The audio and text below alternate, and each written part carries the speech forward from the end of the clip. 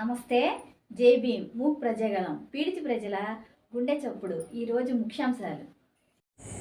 తిరువూరు ప్రభుత్వ కాలేజీలో జరిగిన సమావేశంలో కార్పొరేట్ కాలేజీలకు ధీటుగా తిరువూరు ప్రభుత్వ జూనియర్ కళాశాల 2024-25 సంవత్సరంలో అత్యధిక మార్కులు సాధించిన విద్యార్థులు.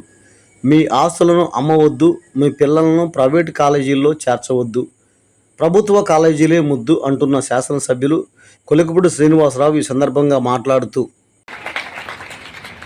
ఫిజిక్స్ 60-60, జువాలజీకి 60-60, కెమిస్ట్రీలో 60-60, ఇంకేం కావాలి?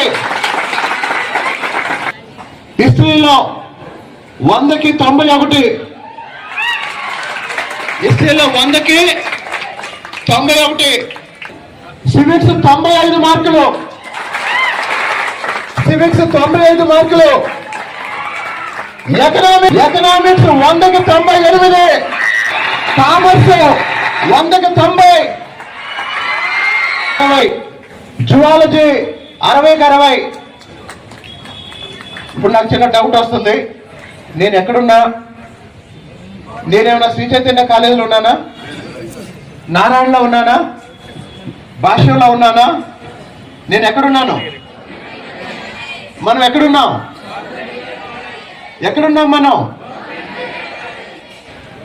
మరి శ్రీ చైతన్యకి, నారాయణకి, భాష్యకి, కార్పొరేట్ కాలేజీలకి అప్పులు చేసి ఆస్తులు అమ్ముకొని లక్షల రూపాయలు కట్టిన తల్లిదండ్రుల్ని ఈ ప్రశ్న అడుగుతున్నా.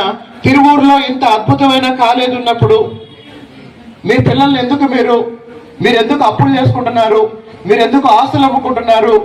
మీరు ఎందుకు పిల్లల్ని ఎక్కడో హాస్టల్లో ఉంచి వాళ్ళని హింసిస్తూ మిమ్మల్ని మీరు మోసం చేసుకుంటున్నారు?